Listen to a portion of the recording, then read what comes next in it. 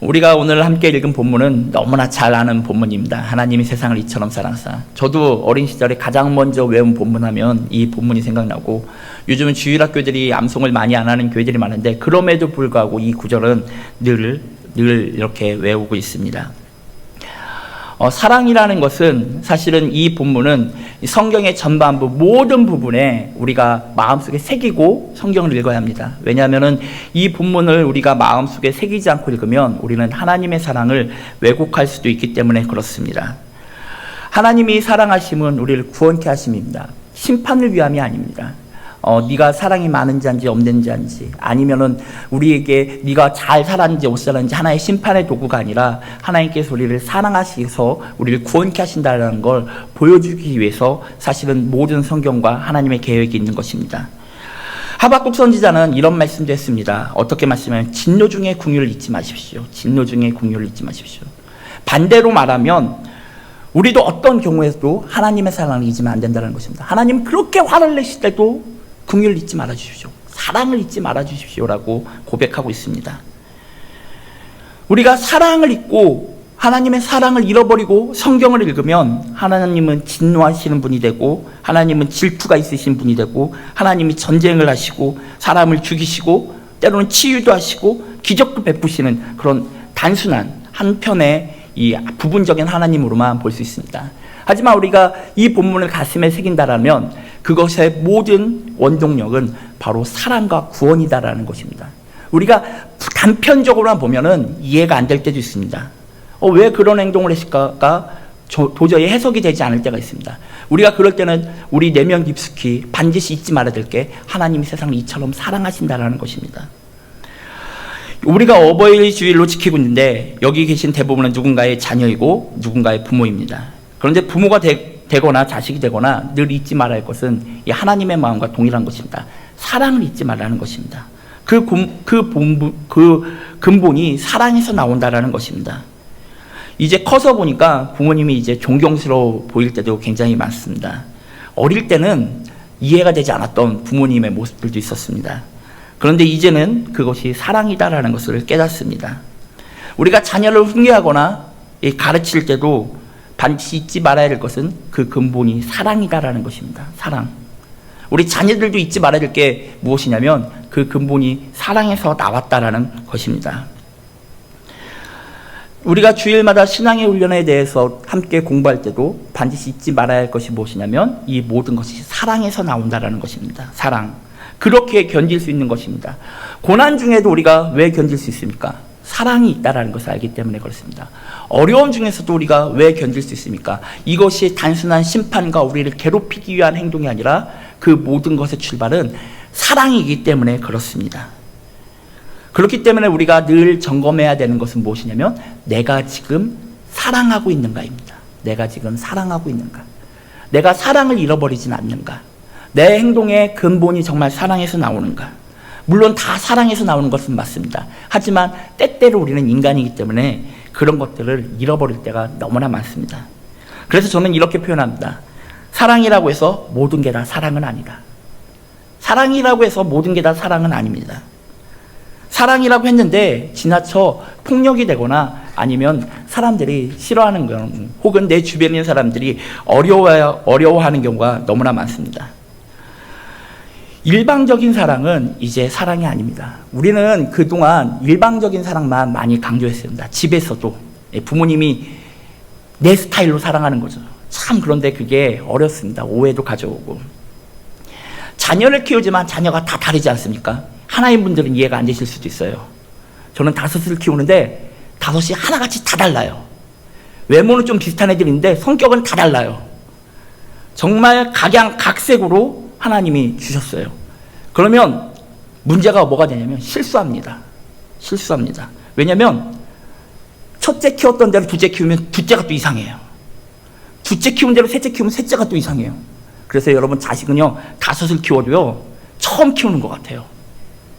다 처음 키우는 것 같아요. 익숙해지지가 않아요. 여기서 끝난 게 감사해요. 익숙해지지 않아요. 이제 변화하기엔 저도 나이가 있어요. 쫓아다니기엔 저도 나이가 있어요. 그런데 여러분 제가 만약 일방적으로 한다고 생각해 보십시오. 첫째 뜻이 둘째, 둘째에게 뜻이 셋째, 셋째에게 뜻이 넷째, 넷째에게 뜻이 다섯째. 근데 오늘날 이런 실수가 너무나 많아요. 너무나 많아요. 자기중심적으로 생각하면 안 되는 것입니다. 부모님도 자녀 중심으로 다시 한번 바라봐야 하는 것입니다. 내 계획, 아무것도 아닌 겁니다. 우리가 탕자의 아버지를 한번 생각해 보십시오. 탕자의 아버지. 우리가 그 비유를 들어서 잘 알고 있지만 저는 놀란 건 그 아버지가 그 자식의 말을 들었다는 것입니다. 재산 분할해 달라고 하니까 재산을 분할해 준 거예요. 여러분, 재산 분할의 의미가 뭡니까? 내가 죽어야만 가능한 거예요. 내가 죽어야만 가능한데 아버지 죽었다 생각하고 재산 좀 줘요 라는 얘기예요. 근데 아버지가 줬다는 거예요. 근데 제가 한 번 더 바꿔서 생각해 봤어요. 안 준다고 바뀔까, 이 자식이? 이 자식이 안 준다고 바뀔까요? 제가 요즘 탕자를 묵상하면서 하나하나 계속 바꿔가면서 생각하는 게 안 준다고 바뀔까? 그리고 또 어떤 생각을 하냐면 이 아버지가 죽고 나서는 어떤 일이 벌어졌을까? 얘는 계속 정말 정신 차리고 살았을까? 아니면 또 나갔을까? 큰아들은 또 어떻게 변했을까? 늘 이 가정의 달을 맞아서 탕자의 가정을 보면서 늘 고민이 됩니다. 아버지가 기회를 줬어요. 그나마 아버지는 지혜로웠던 것 같아요. 탕자의 아버지는. 그래도 내가 살아있을 때 재산 분할해서 나가서 돌아올 수 있는 시간이 있잖아요. 야, 내가 죽고 나서 얜 재산 분할 받았다면 큰일 날 애다. 아버지의 명쾌한 분석력이 있으셨던 것 같아요. 야, 내 자식을 보니까 내가 죽고 나서 재산 받았다는 얘는 큰일 날 애다. 그러니 차라리 지금 주고 나갔다가 돌아올 형 봐요. 형 봤다가는 큰일 날 것 같잖아요. 아버지는 형도 알았어요. 성격이. 내가 없이 형만 있을 때 집에 돌아왔다는 얘는 큰일 난다. 그 생각이 들더라고요. 못 꺾어요. 못 꺾어요. 자, 그 시간을 허락했다라는 거. 예수님께서 비유를 들었지만 이 비유 속에서 아버지가 아들에게 기회를 허락했다라는 게 얼마나 큰 감사인지 몰라요. 여러분, 이 탕자의 비유가 다른 겁니까? 창세기랑 똑같은 거잖아요. 저 자식 집 나갈 거 알거든요.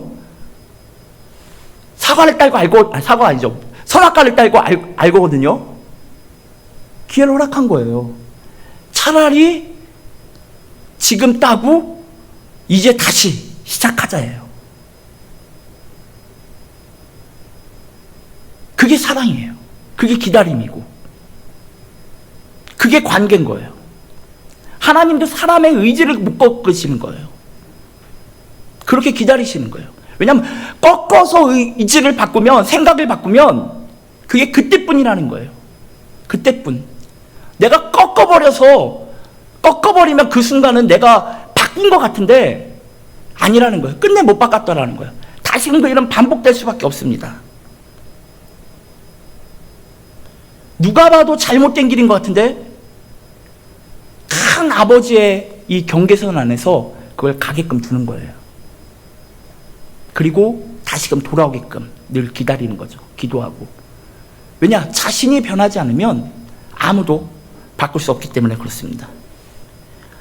월드컵이 한참 흥행을 하고 나서 교회 전도사나 목사로 사역할 때 엄마들이 정말 많이 찾아오셨어요. 왜 찾아오냐면 자기 아들이 공부 그만두고 축구선수 되겠다고. 축구선수 될래요. 축구에 재능이 있는 것 같다고 막. 애가 매일 축구만 하는데 축구선수 되겠다고 옵니다. 축구 못하게 하면 어떤 일이 벌어지는지 아세요? 이제 평생 원수가 되는 거예요.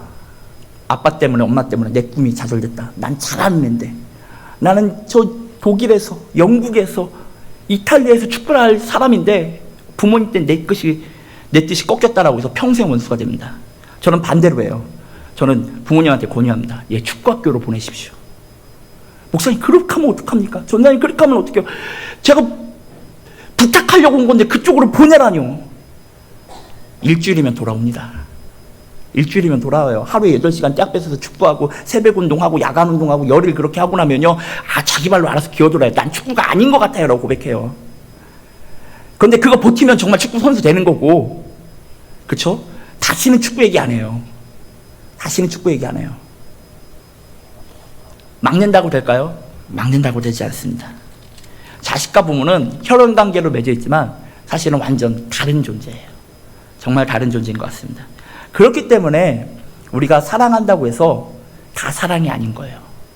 우리 사랑은 굉장히 주관적인 거예요. 내 중심의 사랑, 내가 좋아하는 거. 제가 그랬거든요. 저희 아버지는 중고등학교 때 운동도 하시고 클럽에서 활동도 하시고 새벽같이 늘 새벽이면 달리시고 그랬던 분인데 저는 달리면 일주일을 병원에 입원해요. 어릴 때 중고등학교 시절에. 아버지는 멋진 아버지가 되고 싶으셨어요. 건강한 아들과 축구하고 아들과 테니스하고 아들과 오토바이 타는, 저희 아버지 오토바이를 좋아하셨거든요. 아들과 오토바이 타는 그런 멋진 아버지가 되고 싶었는데 저는 하루 그러고 나면 일주일 입원. 서로에게 안 맞아요. 불편해요. 참 어려웠어요. 제가 그걸 보면서 제 아들을 보면서 어떤 생각이 들냐면 제 아들은 오이에 민감해요. 여러분 오이에 민감하다는 게 얼마나 힘든 일인 줄 아세요? 집에 반찬이 없을 때 오이 하나만 깎으면 되거든요. 참 편한 도구인데 세상에 이렇게 축복된 식물이 없는데 우리가 먹을 게 없으면 오이 하나, 그런데 얘는 오이를 깎는 순간 자지러져요. 집에 들어왔을 때 현관에서 굉장히 먼데도 들어오는 순간 오이 그래요. 근데 제가 연구 논문을 보니까 우리나라 사람 중에 많은 수가 오이 냄새를 7배 강하게 느낀대요. 타고나게 하나님이 맡는 것 자체가 다른 거예요. 내가 맡는 오이 냄새보다 7배를 강하게 맡는다는 거예요. 그러면 저 냄새가 얼마나 잔인할까? 라는 생각이 드는 거예요. 내가 좋아하는 걸 강요하는 게 사랑이 아니라는 거예요. 사랑은 함께 찾아가는 거예요, 이제. 여러분, 가정의 달을 맞으셔서 어떠십니까?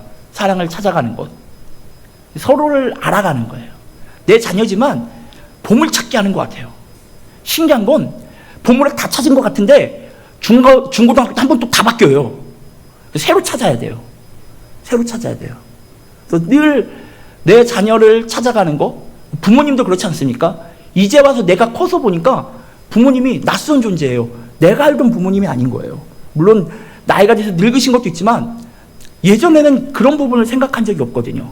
부모님은 어떤 걸 좋아하는지, 부모님은 뭐를 취미로 하시는지, 예전에는 그런 거에 대해서 관심이 없었잖아요. 예전에는 우리 어머니가 스트레스 받으면 뭘 하시는지, 어떤 걸 좋아하는지, 심지어 부모님의 음식도 어떤 걸 좋아하시는지 잘 몰랐던 게 우리들이잖아요. 사랑이라는 게 찾아가는 겁니다. 찾아가는 거. 맞춰주는 거예요. 강자가 약자에게 맞춰주는 거예요. 우리가 오해하면 안 되는 게 그동안 사랑을 약자가 강자에게 맞추라고 우린 강요했어요. 그런데 사랑은 강자가 약자에게 맞추는 거예요. 가정에서도, 공동체에서도, 교회에서도, 학교에서도, 직장에서도 진짜 사랑은 무엇이냐면 강자가 약자에게 맞춰주는 것입니다. 예수님이 우리에게 맞춰주셨어요. 예수님이 우리에게 맞춰주셨어요. 예수님이 왜 우리에게 맞춰주십니까? 이해가 안 되잖아요. 따르라만 하면 되는 거잖아요. 아니라는 거예요. 예수님은 철저하게 우리에게 맞추셨어요.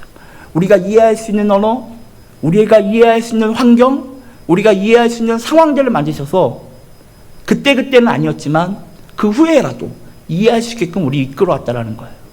그것이 예수님의 사랑의 모습이에요. 그렇기 때문에 여기 계신 우리 성도님들도 이 사랑이라는 것을 생각할 때 철저하게 낮은 자의 청지기의 모습으로서 우리가 섬기고 그리고 상대방에 맞추어줘야 된다는 것을 깨달아야 됩니다. 그것이 행복한 가정의 비결입니다. 나만 행복하면 안 되는 거예요. 같이 행복해야죠. 같이 사랑이 넘쳐야죠. 그리고 뿐만 아니라 사랑은 절대적으로 표현해야 합니다. 얘기해야 돼요. 얘기하지 않으면 그건 여러분 사랑이 아닙니다. 제가 이렇게 말씀드릴게요. 여러분, 기도해야 기도입니까? 하나님 다 아시잖아요. 물론 하나님 아시죠. 하지만 기도해야 기도입니다. 기도해야 기도예요. 똑같아요. 사랑도요. 사랑해야, 표현해야, 마음으로 한 사랑으로 사랑하는 게 아니라 말해야 사랑인 거예요. 말 안 하면요, 몰라요. 전혀 몰라요. 깨달을 것 같다고요? 아니, 못 깨달아요. 깨달으려면 한 4, 50년 더 있어야 돼요. 4, 50년 더 있을 걸 4, 5초면 해결이 되는데 우리가 그것을 하지 않아요. 말을 하셔야 합니다. 말 안 하시죠? 여러분. 이 시간 서로 사랑한다고 잠깐 말을 해보도록 하겠습니다. 특별히 싸우시고 오신 분이나 아니면 오늘 아침에 갈등이 있었다, 그런 분들은 목사가 시켰으니까 억지로라도 한다고 생각을 하세요. 내가 당신 때문에 하는 게 아니야, 목사님이 시켜서 하는 거야 라는 생각을 가져서라도 이 좌우 옆분에게, 우리 가족에게 사랑한다고 빨리 말하세요. 사랑합니다. 자녀에게만 하지 마시고요, 부부간에도 반드시 사랑합니다. 사랑합니다. 예. 너무 쑥스러워하지 마시고요. 예. 말을 해야 알아요. 말을 해야 합니다. 말 안 하면요, 아무것도 몰라요. 우리가 여러분, 사랑이 얼마나 왜곡됐냐면, 요즘은 사랑을 물질로서 표현을 하려고 해요.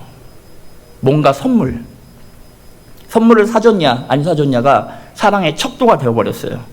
반대로 물질로 사랑을 대신하려고 해요. 그러니까요, 마음을 담고 진심을 담고 말을 담으면 되는데, 이제 물질로서 그것을 담아버리려고 하는 게 우리의 모습이라는 거예요. 그리고 그걸 꼭 주변에 자랑해야 되죠. 그래야 많이 사랑받은 것 같아요. 많이 사랑받은 것 같아요. 하지만 여러분, 그거는 온전한 사랑이 아닙니다. 바르게 표현해야 되는 게 정말 중요해요. 아까도 말씀드렸지만, 일방적이지 않지만 바르게 표현하는 것. 바르게 표현하는 것. 표현하지 못하면 안 되는 거예요. 저도 잘 안 돼요. 그래서 저는 말로 사랑을 표현하려고 정말 열심히 얘기하거든요. 열심히 얘기해요. 저희 아내한테도 늘 얘기하고 애들한테도 얘기하는데, 학교에서도 애들이 얘기해요. 우리 학생들이 별로 안 좋아해요. 사랑하는데 제자들아, 그럼 애들이 벌써 도망가요. 다 도망가요. 쑥스러워서요. 이상해서요. 목사님이 미친 것 같아서요. 애들이 다 도망가요. 그런데 말을 해야 돼요. 해야 돼요. 안 하면 몰라요. 안 하고 우리가 그렇게 생각하죠. 내가 그렇게까지 훈련시켰는데, 시간을 투자했는데, 노력했는데 제가 그런다고. 말 안 해서 모르는 거예요.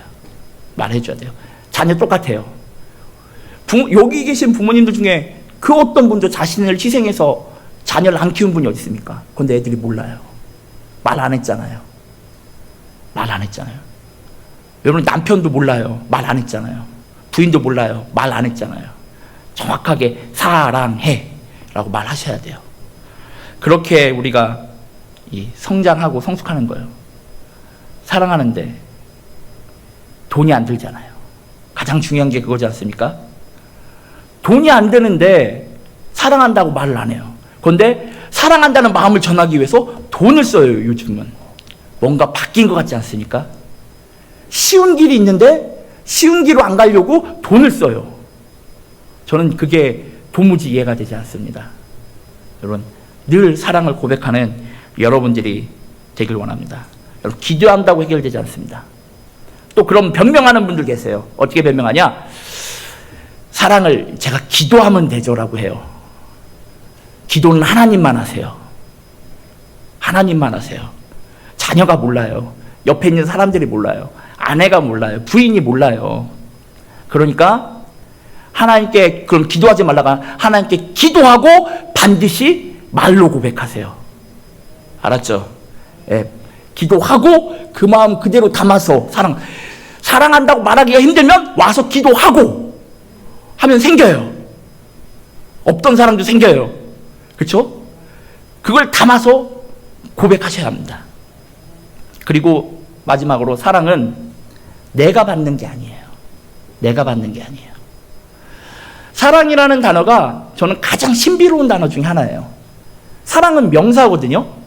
명사인데 사랑이라는 단어를 딱 들으면 동사로 느껴져요. 그렇죠? 사랑은 명사로 움직이는 그런 게 아닌데, 우리가 사랑을 듣는 순간 동사라는 생각을 가져요. 그리고 우리 가운데 사랑이라는, 그럼 사랑한다라는 걸 말하면 어떤 생각이 드는 줄 아세요? 내가 사랑받는 것보다 사랑한다를 먼저 생각해요. 사랑한다. 내가 사랑하는 게 먼저. 이게 참 하나님이 우리를 은혜 가운데 만드신 것 같아요. 내가 막 욕심쟁이로 받고 아니면 가만히 머무른 그런 게 아니라, 인간의 마음 가운데 사랑이라는 단어를 딱 들으면 내가 하는 거, 그 심성을 우리 가운데 심겨주셨어요. 그런데 사람들이 요즘 들어서 그렇지 않은 분들이 생기고 있어요. 사랑을 하기보다 받으려고만 하시는 분들이 계세요. 여러분, 사랑을 받는 건 언제까지 받는 걸 먼저 생각합니까? 아이 때예요, 아이 때. 아이들은 사랑하면 내가 받는 걸 먼저 생각해요. 아, 좋은 거, 그쵸? 선물로 생각하고, 우리 엄마 아빠가 날 사랑해 주는 거 생각하고. 근데 여러분, 성장하고 성숙해 보십시오. 그럼 사랑하면 이제 무엇을 먼저 생각합니까? 내가 하는 걸 먼저 생각하죠. 사랑을 주고, 사랑을 주고받는 것, 그것을 먼저 생각합니다. 그게 사랑이 갖고 있는 이미지의 성숙함이에요. 사랑이 점점 우리 인간과 더불어 성장하면서 우리 마음 가운데 이 사랑이라는 단어가 같이 성숙해 갑니다. 그런데 요즘 어린아이 같은 부모들도 있고 어린아이 같은 성인들이 많아요. 이 사랑이 성장하지 않아서 내가 더 사랑받고 싶어하는 분들이 계세요. 내 아이보다. 내가 내 아이를 사랑하는 것보다 내가 더 아이한테 사랑받고 싶어요. 주변 사람들이 내 아이를 칭찬하면 질투하는 분들도 계세요. 내가 더 예쁜데, 내 딸보다 내가 더 예쁜데 못 참는 분들이 계세요. 웃으시죠? 정말 있어요. 아니면 누군가 내 남편을 칭찬했는데 못 참아요. 혹은 내 부인을 칭찬했는데 못 참아요. 혹은 우리 아버지를 칭찬했는데 못 참아요. 내가 더라고 얘기하는 사람들이 실제 늘어나고 있어요. 정말 애정 결핍이죠. 이 애정 결핍이 자라나가면서 채워지고 뿐만 아니라 어른이 되면서 성숙해야 되는데 그 과정이 완성되지 않는 경우가 너무나 많아요. 가정 안에서만 일어나는 게 아닙니다. 직장 안에서도, 교회 공동체 안에서도 성숙하면 이제 사랑이 내가 누군가에게 품어주고 누군가를 희생해주는 게 사랑으로 성장해가는 건데 아직도 자기가 어린아이처럼 받고 싶어해요. 여러분, 사랑을 교회에서 어린아이처럼 받을 때는 언제입니까? 세교 등록해서죠. 그쵸? 아니면 저희 집 애기처럼 갓난아기로 태어나서 처음 왔을 때 얼마나 많은 사랑을 받습니까? 그때 사랑을 받죠. 성숙하면요? 아니죠. 성숙하면 이제 사랑은 하는 게 재밌는 거예요. 하는 게 재밌는 거예요. 섬겨주고 도와주고 세워주는 게 재밌는 거예요. 교회 갔다 와서 나 오늘 사람들이 날 칭찬을 조금 했어. 나한테 칭찬을 조금 해주는 게 너무 기분이 안 좋아. 정말 돌봄이 많이 필요한 거죠. 그렇지 않습니까? 교회 와서 기쁠 땐, 교회 다녀와서 기쁠 때는 언제냐면 내가 하나님께 사랑을 받고 다른 누군가에게 세워주고 격려해주고 위로해줬을 때 뿌듯한 거죠. 그게 진짜 신앙인이죠. 누구한테 칭찬받았다고, 누구한테 격려받았다고 하는 건 이제 아직 유아기인 거죠. 여러분, 사랑은 그렇게 성숙해가는 거예요. 성숙해가는 거예요. 그것이 사랑이라는 거예요. 여러분은 어떤 모습의 사랑으로서 지금 하고 계십니까? 제가 우리 학교 학생을 보면서 한 부모님을 존경해요. 왜 존경하냐면 제가 처음에 이 학생이 입학을 했을 때, 어릴 때 입학을 했는데 이 학생 참 답답했어요. 센스도 없고 공부도 잘 못하고 순발력도 느리고, 우리가 딱 보면 이 빠릿빠릿한 애들이 있고 뭔가 한 박자 늦는 아이들 있지 않습니까? 근데 그 학생은 좀 한 박자가 늦는 경우였어요. 잘 못해요. 또 뭐 암송을 해도 어떤 아이들은 한두 번만 하면 다 하는데 10번, 20번을 해도 잘 안 되는 학생도 있습니다. 참 공부하는 게 쉽지 않겠다라는 생각을 한 학생인데, 근데 이 어머니가 정말 열심히 자녀를 양육해요. 부모님이 외출도 거의 안 해요.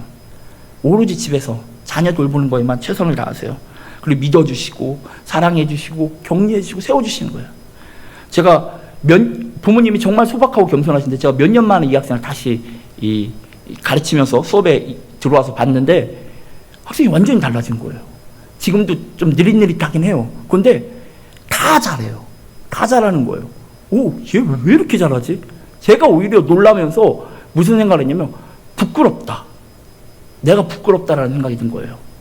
나는 이 학생이 참 쉽지 않은 학생이라고 생각했는데 부모님의 사랑으로 이렇게 성장하는구나.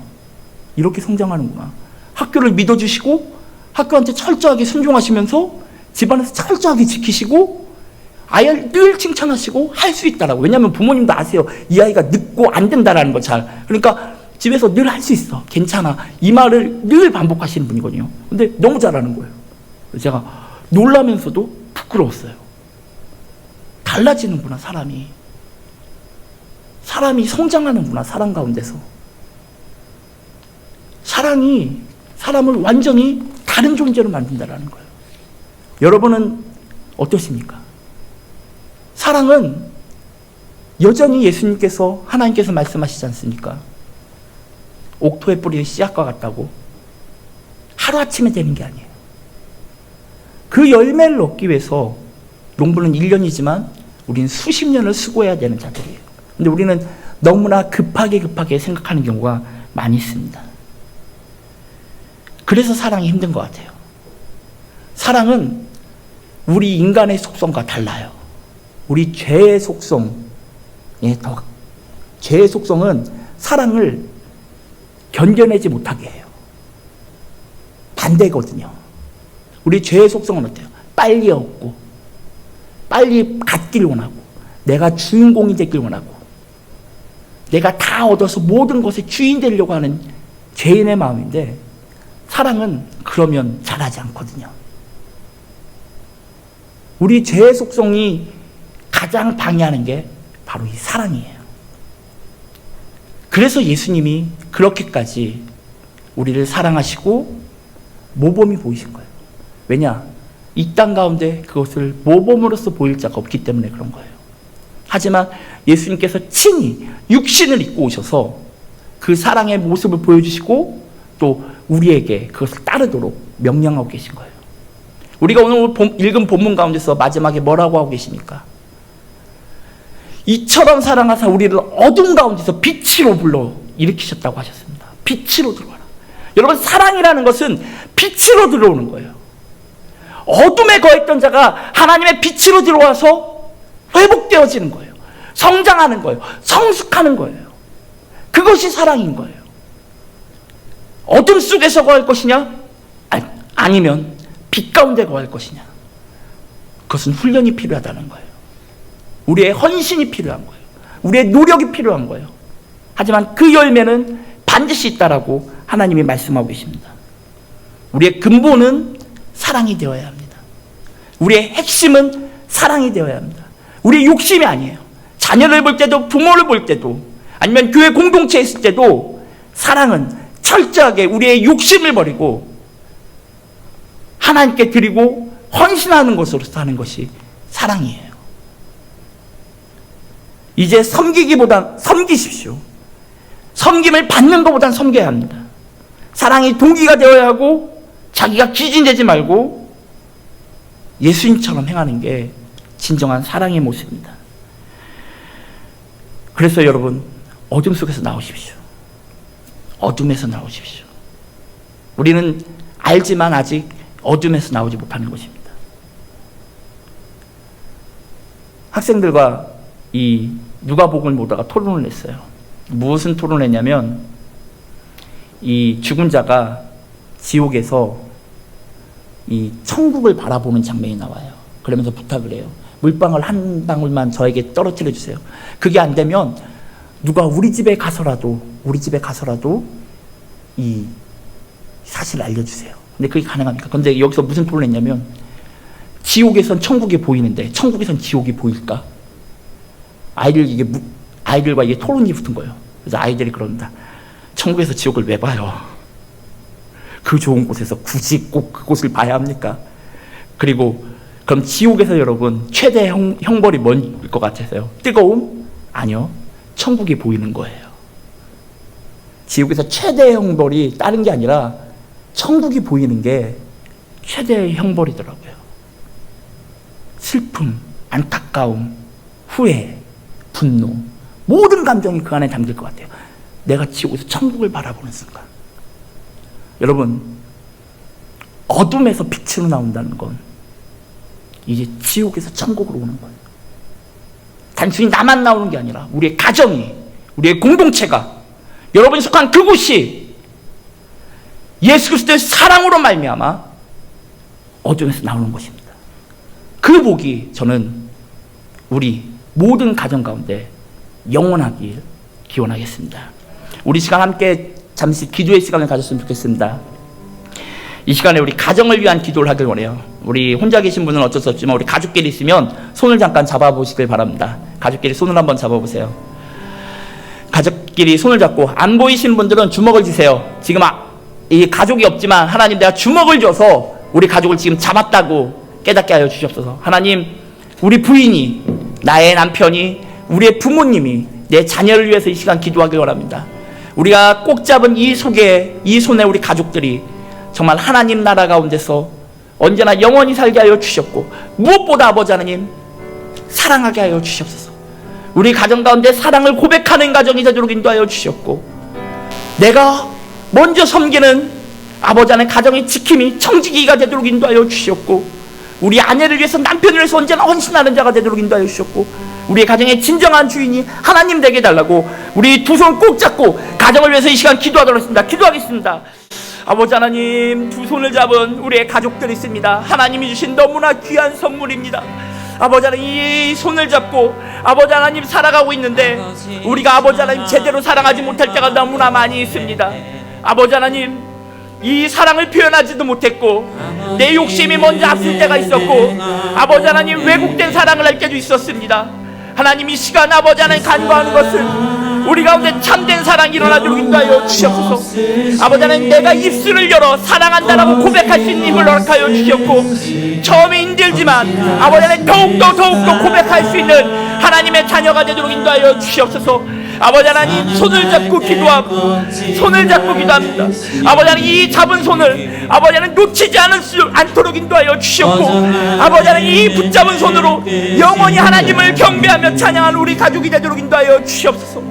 아버지 하나님, 우리 부모님의 두 손을 꼭 잡고 저 천국을 향해 아버지 하나님 들어가는 자들이 되도록 인도하여 주시옵고, 아버지 하나님, 언제나 하나님의 사랑이 충만한 하나님의 가정이 되도록 인도하여 주시옵소서. 아버지 하나님, 그 사랑, 날 위해 죽으신, 날 위해 다시 사신 예수 그리스도, 다시 오실 그 사랑, 죽음도 생명도 천사도 하늘의 어떤 권세도 끊을 수 없는 영원한 그 사랑 예수. 우리 손을 잡은 채 찬양하겠습니다. 아버지 사랑, 아버지 사랑 내가 노래해, 아버지 은혜 내가 노래해. 그 사랑 변함없으신, 거짓 없으신, 성실하신 그 사랑. 상한 갈 때 꺾지 않으시는,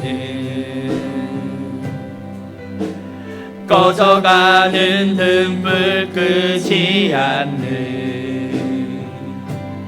그 사랑 변함없으신, 거짓 없으신, 성실하신 그 사랑.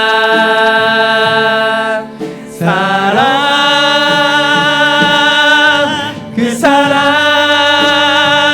날 위해 죽으신, 날 위해 다시 사신 예수 그리스도, 다시 오실 그 사랑, 죽음도 생명도 천사도 하늘의 어떤 권세도 끊을 수 없는 영원한 그 사랑에, 그 사랑, 날 위해 죽으신 그 사랑, 날 위해 죽으신, 날 위해 다시 사신 예수 그리스도 다시 오실 그 사랑 죽음도 생명도 천사도 하늘의 어떤 권세도 끊을 수 없는 영원한 그 사랑 예수. 우리 일어나서 찬양하겠습니다. 아버지 사랑 내가 노래해. 아버지 사랑 내가 노래해. 그래도 손은 잡으세요. 그래도 손은 잡으세요.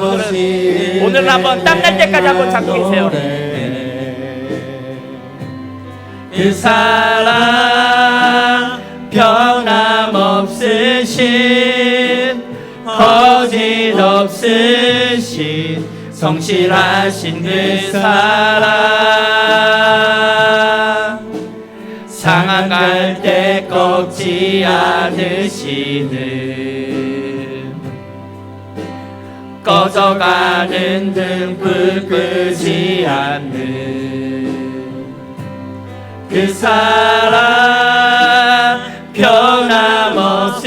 변함없으신 거짓 없으신 성실하신 그 사랑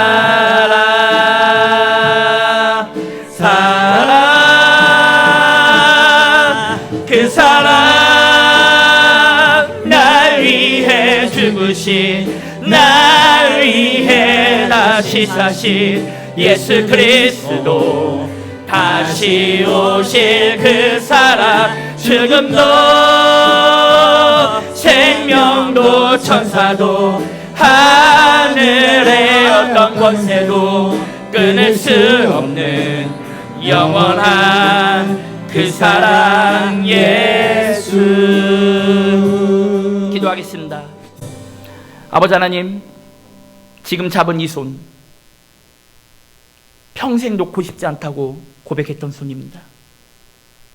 우리의 자녀가 태어났을 때 그 자녀를 바라보면서 그 주먹에 손가락을 넣으며 느꼈던 환희와 기쁨, 평생 놓고 싶지 않았던 그 기쁨이고, 역시 우리 부모도 나의 손을 그렇게 잡았을 때 평생 놓고 싶지 않았던 그 손입니다. 하나님, 우리가 잡은 이 손 결코 놓치지 않도록 인도하여 주시옵소서. 특별히 아버지 하나님, 믿지 않는 가정이 있다면 아버지 하나님, 그 가정에 복음을 허락해 주셔서 다시는 놓치지 않도록 주여 인도하여 주시옵소서. 아버지 하나님, 우리 가정 가운데 여러 가지 모양으로 위기 가운데 있는 가정이 있으니까 하나님께서 이 손 놓치지 않게 인도하여 주시옵고 회복하여 주시옵소서. 또한 아버지 하나님, 우리 교회 많은 성도님들 가정 아버지 하나님 잡은 이 손 언제나 평생 잡고 저척먼 가운데 함께 갈 수 있도록 인도하여 주시옵고 우리가 영원히 사랑을 누리는 기쁨을 누리도록 인도하여 주시옵소서. 이제는 우리 주 예수 그리스도의 은혜와 크신 아버지 하나님의 사랑과 성령님의 감화감동 역사하심이 예수 그리스도의 사랑을 통하여서 그 가정 가운데 온전한 사랑을 행하기를 결단한 모든 성도들 가운데 이제부터 영원까지 그 사랑이 가득하기를 축원하옵나이다. 아멘.